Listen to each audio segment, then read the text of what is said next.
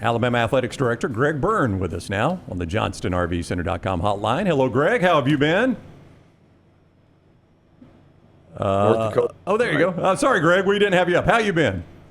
I'm good. I'm still thawing. I was in North Dakota last night. Holy cow. What time did you get back? We landed at 3. And then we had just out at our golf facility where we surprised Nick Dunlap with the PGA Tour Rookie of the Year. So we that was a really cool start to the morning. Wow, that's a busy morning. And then us. Yeah. And then you. I've got what I'm scheduled? not sure which one I'd rank first or second, but I'll let you decide that. Yeah. So seriously, when you're setting in Grand Forks, getting ready to fly out, I assume there's some de-icing of the plane that has to take place? There was, yeah. I'm fortunate. Most of my life, I've lived in places that didn't have a whole lot of winter. Oregon obviously had some, and Kentucky did, but no, that's those folks are tough up there. That was cold.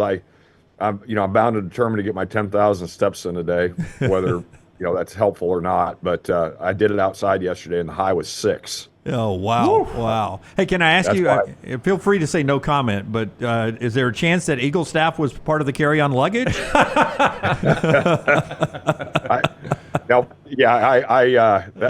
kid was unbelievable. You could just tell he felt it, and I mean, he made some shots that you're like, holy cow, where we actually had pretty good defense on him. There were some that we probably had some defensive breakdowns, but he really had a memorable game that I think both fan bases are going to remember for a long time. Yeah, absolutely. So, Greg, everybody's talking about this statement, obviously. And, look, we've been doing this for a long time together, and 3 years into NIL, we still don't understand the space 100%. There's inconsistencies when it comes to the rumor mill and reporting around NIL. The average fan out there thinks when they see a statement like this, you're asking the average fan to pay full freight when it comes to NIL. Can you clear some of this up?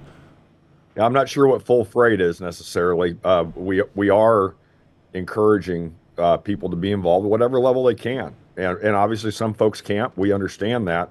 And there's people that have different feelings on it. Some are all in saying, hey, it's reality. It's where we are right now. Let's go to support it. There's others that say, I'm never going to do this and for different reasons. Listen, it's reality. We have to deal with reality. The late great Cecil Hurt told me many times. He said, Greg, people are always really good at spending other people's money. I've said that before, probably on your show. And I think there's an assumption that, hey, we're Alabama, we've got more money than the Vatican, and that's not accurate. We have a budget. We have to adhere to that budget. And I know some folks have said, well, just use your money from a ticket revenue standpoint, different buckets that we're fortunate to have. Those obviously go to support our 21 teams, our 650 young men and young women in our program, and to be able to compete at the levels that we expect and desire. It takes a lot of resources to do that. And so we have the House settlement, which if I would encourage the listeners to go read about that. Ross Dillinger from Yahoo Sports has written a lot about it. I'm not saying all of it's 100% the lens I look at it, but at the same time, too, he's been very in-depth on it. We have about a $25 million line item coming at us from a rev share standpoint. I'm very hopeful that with this settlement, there will give us an opportunity to actually have we're going to share a percentage of the revenue with young men and some young women. And then on top of that, you're going to have the ability to add some scholarships in some sports like baseball, which you can see the baseball student athlete behind me. That's going to be a positive there, and some other sports too. We got to balance Title IX with that. But we have economic realities that we face. And so, you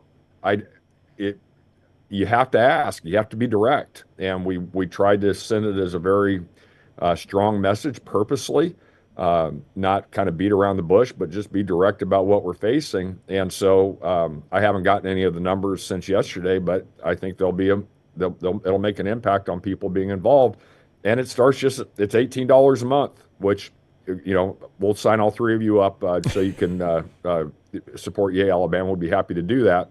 But it's something we think a lot of folks can afford to be a part of, and if you don't ask, people won't do it. So we asked. Of the three of us, Lance is the Alabama alum, so that's the one I'd hit. I'd hit Lance, Greg. Hit him hard. Yeah, but It's good. It's good for your show when the University of Alabama's having success. yeah. No, there's no doubt. Okay, No that was doubt. a heck of a comeback from Greg Yeah. right there. Yeah, yes. and you know I probably have already signed up under James, under Jim, under Jimmy. I'm kidding. I misreported. I've had the misperception that when we got to where you could share your money, your television revenue, that type of money, that big check the SEC gives you, I was thinking to myself, this was going to be good because that's where the big money comes in. It comes in from media rights and things like that.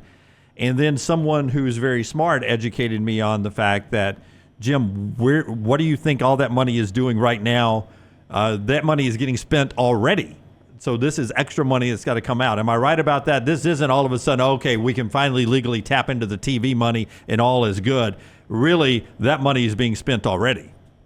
Yeah, I've said this before. Just in the last 3 years, our food bill has gone up over $2 million a year. Our travel costs have skyrocketed, and it's just like for everybody else. It's for the family that's trying to make ends meet. It's challenging, and we feel for them on that. And so we have been looking at opportunities for efficiencies. We've actually had some jobs that we haven't replaced to get our head count down when we can. I've challenged every department area within our department that if a job opens up, somebody leaves, we need to ask ourselves, do we really need this position? And so we've actually had some efficiencies there that we've created. We put some travel policies in place. We've done some different things from a food standpoint. We're trying to push, from a medical standpoint, make sure we're as efficient as we can. Jeff Allen and his team do an incredible job. It's really expensive to serve the young men and young women in our program at the level we do. I'm not going to say the name of the person because I don't want to be disparaging to the organization, but we just week before last, I'm down in our training room, and I see one of our current NFL players in there. And I said, "What are you doing here? You're not like hurt out for the year. I saw you playing a week ago." And he said, "No, the treatment's better here." Yeah. That costs money.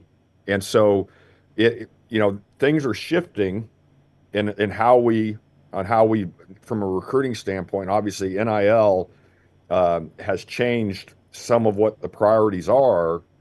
And at the same time, too, I feel an ethical responsibility as the AD to make sure that we are servicing and supporting the young men and young women whose families entrust us to come to the University of Alabama. And I'm really proud of the fact of how we do that because we have young men and young women who transfer in here from very prominent programs that we compete against and say, man, I get treated so well here at Alabama compared to where I was coming from. And we've had young men and young women transfer out of here who have gone to other programs and they say, man, I didn't realize how good I had it at Alabama. And so, every once in a while, you want to try to be politically sensitive and all the different things, so to speak. But every once in a while, you just got to be direct and honest. And obviously with what we do, other fan bases will take advantage of that and create their own narrative. But as long as you're telling the truth and you're direct, I think it's healthy to at least have people understand. And we purposely put the line in there. We have been very competitive from an NIL standpoint. We have. We just signed the number 2 recruiting class in football this year, right? And during the early signing period, we have obviously Nate has recruited at a very high level. Christy Curry has been having success with our women's basketball program. And at the same time, too, to do that, you can't say, well, we've got it figured out. We got to continue to evolve with what that looks like. And with Yay Alabama, the goal and the structure of it was to put legitimate NIL structure in place to where that can be a long-standing, supportive part of what we do. And it's growing, and we're trying to grow with it and give good content, good opportunities. I'm wearing a Yay Alabama hoodie today, and trying to have it be multiple buckets in what takes place. So that's what we're trying to do. And I have found, no offense to all my friends in the media, but when I send a tweet out, it gets to be my direct message word for word, and it does seem to spread pretty quickly, depending on what the subject is. Alabama AD Greg Byrne with us on the JohnstonRVCenter.com hotline. Anytime we talk about this, Greg, one reaction we get is, well, Alabama always promotes how much these NFL kids are making that men are making that played at Alabama. Get them to donate. What would be your response to that? My response to that is we've obviously had some of our former players' supports. A lot of it has not been public. At the same time, too, and I mean this sincerely, I've been around this my entire life, right? When a young man, especially mostly, but occasionally a young woman, has significant earning power from professional ranks when they're in their 20s, what I'm telling them is put it away. Have one car, have one watch, help mom and dad however, in a very reasonable way. But you got to put the money away because your earning window is very short. And so what I want it to be, I had, it was public, I could talk about it. When I was at Arizona, we got Steve Kerr to give $1 million to the University of Arizona. He did it when he was in his 50s. He did it after he played in the league for 14 years. And he did it after he signed a long-term, $4 or $5 million a year coaching contract with the Warriors. Then he's in his 50s and he's in a lot better long-term position than just what takes place in your 20s. So I've tried, and I talk to the kids about it. Okay, I want people to know that, but at the same time too, I try to be very balanced and say the most important thing you can do right now is put it away and save, and because this is going to have to last you the rest of your life potentially. Make sure you're making good decisions, and we're going to be respectful of that. How we ask you to be involved, and I think that approach helps from the long-term healthy relationships with your former student athletes who were fortunate to make it in the pro ranks. Yeah. There's an opportunity, but the timing's got to be right. Yeah, if they sow the good seed now, you'll be able to harvest it 10 years, 15 years from now. Better for them, better for you guys in the long run. I like that approach. Yeah, see, I think we recognize the challenge. And this is a universal question, not an Alabama question specifically, but one of these national writers last night did put out the analogy. And, this is kind of crazy when you think about it. You go to an NFL game and they start passing around a hat where you've got to contribute to salaries of NFL players. My question to you is, where does this end? Do you see a solution? If you were like the commissioner of college football and they were like, hey, we're just going to go with what Greg Byrne says, what is the best solution for NIL? I think the best solution is getting help at the federal level because of what this means from our Olympic movement. Listen, Coach Saban and I were up in D.C. last year, and in a bipartisan roundtable of senators, I said, we are not going to stop investing in football. It's the engine that pulls the train. It gives us the opportunity to have all these other sports that are right behind me. We went to the Final Four last year. We turned a profit in men's basketball, but it paled in comparison to the profit we turned in football. And so make sure you're taking care of those opportunities from a football standpoint. So we need a federal resolution so we can have broad-based programming. I mean, guys, we're competing as our highest levels in our history in our department across the board at Alabama. I'm proud of the job our coaches and our student athletes and our staff are doing to put us in that position. The support we get from our trustees and Dr. Bell, our president, we're aligned and giving us a chance to be very competitive. But at the same time, too, we got to make sure we take care of the sport and sports that give you that best opportunity to do it. So we do need a federal resolution that people talk about employee status and things like that. I tell you what, think about this. One of the things I never see when that gets discussed is, well, 35% of the revenue is probably going to go to Uncle Sam. Yeah. Right? That never gets talked about. That are they going to start getting taxed like they do in the pros when they go play in North Dakota? Right? Right. Those are people just oversimplify and say, well, you can have collective bargaining and there's challenges with that, but it'll be cut and dry. You'll understand that. When it comes to what you see from venture capital, private equity, when you see the folks who are pushing unionization and things like that, there is always a cost on the other side. And what I'm very concerned about, and I've been one of the few ADs to say anything about it publicly, I'm very concerned about how it's going to impact all those other sports behind us. And we're at Alabama saying that. And I've seen ADs come out and say, well, we're not going to cut sports. We're not going to cut sports. Our goal is not to cut sports, and I'm very passionate about that. or we're very passionate about that. At the same time, too, these are going to be very challenging decisions that universities are going to have to make, and we have to make decisions that are good for the long-term health.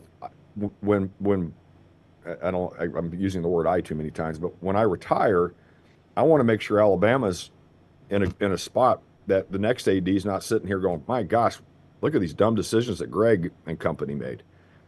We want to make sure we're making good decisions that are right for the long-term health of our program, because of the importance of what athletics means to us.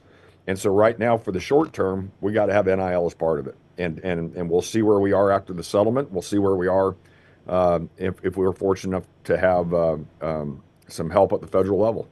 I know you're very thankful for the fans and very thankful for the boosters, but the people who are called boosters, who donate large checks, how taxed, how exhausted are they right now after the way the last 3 years have gone? It's been tough on them. I don't think there's any doubt about it. We've asked for a new, basically a whole new market that we've been trying to figure out. And Jim, we have worked really hard to not have a lot of crazy NIL stories come out of our camp, right, so to speak. And we have just tried to be very consistent and creative and thoughtful in the decisions that we're making in order to give us the best chance to fund this.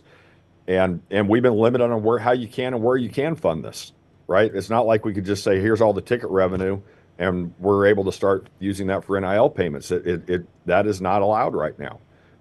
With the rev share coming up, if the House case gets settled and finalized, some of that will be able to allow us the opportunity to do that.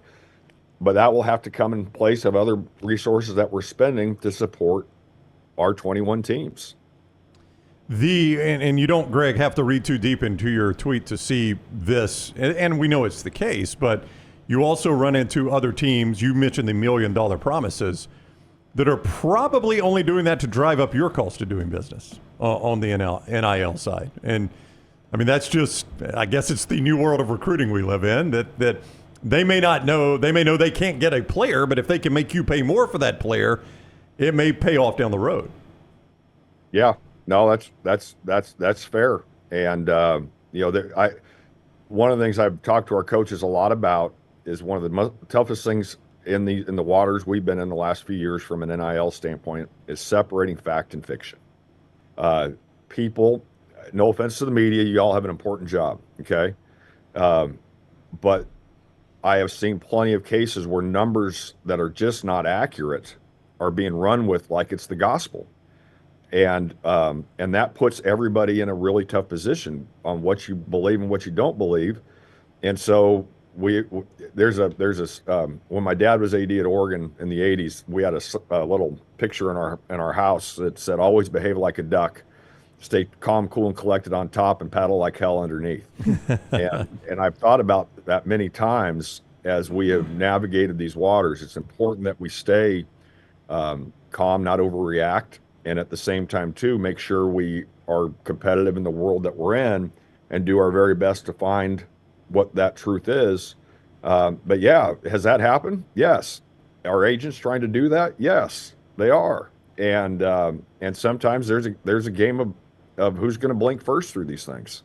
Because you brought up Eugene, I'll use this as an example. But Phil Knight has enough money to, generations. I mean, he is a multi-billionaire. There are other programs, T. Boone Pickens, the late T. Boone Pickens, probably would have spent whatever he could at Oklahoma State. Jimmy Haslam's one of these guys in Knoxville. Does it hurt not having a super booster like this that you can just go to where they basically print money? Well, yeah, there's a handful of those people that are out there. The strategy we've tried to have is we were going to do it by numbers, right? I know there's a theory that very wealthy people are just handing out $1 million checks. I've been in fundraising my entire career. That's how I came up in college athletics. I have one thing that I've found that people with a lot of money have in common is they're usually pretty smart with the money, and just throwing around $1 million at 18-year-olds maybe isn't always the wisest investment of all time. Has there been some of that? Yes. And we have certainly had some of our donors help us out in a very generous way, but we've also tried to have, and it's where our folks spend a lot of time on Yale, Alabama, to put something together that we think can be sustainable and legitimate NIL for today and for the future. And would we like to have somebody that says, here's $5 million for NIL or $5 million for anything? Absolutely. And we've had some very generous donors who have donated 7 and 8 figures. But as you can imagine, not all of them are wanting to say, here, do it with what you want, put it to NIL. They may want to help us with the infrastructure and different things that we've been able to do. We've got our new basketball practice facility, the shovels in the ground, it's going. And obviously that's going to take a lot of resources to do it. And that's keeping Nate and very pleased with what we're doing. And it's going to have a really positive impact on our women's program. All of those things take resources, and sometimes that's what people are more interested in supporting. All right, Greg Byrne, we did not ask you about the status of the arena. I think that's your first visit ever. So there you go. Well, we did talk about the practice facility. That's true. We got that in. We got that in. You mentioned it. So how cold was North Dakota? Was it one of the coldest places you've ever been? Yeah, so my dad was AD at Nebraska in the 90s. I was in college when he took the job, so I never lived there. But it is, yeah, that's right up there. I've been to Alaska in the winter before a couple times, and it's just, man, those people deserve a medal. It's really tough. When we landed last night in Tuscaloosa and I got in my car, it said 50 degrees. I was like, yeah, this is wonderful. Down goes the window. That's right. Open the sunroof. That's right. It's nice. Yeah. Greg, thank you very much for the time. Always great talking to you. Have a great Christmas, and we always appreciate you coming on. Yeah, Merry Christmas. Happy holidays to everybody. Roll Tide. All right. Thank you, Greg. Take care. That is Alabama Athletics Director Greg Byrne with us on the JohnstonRVCenter.com hotline.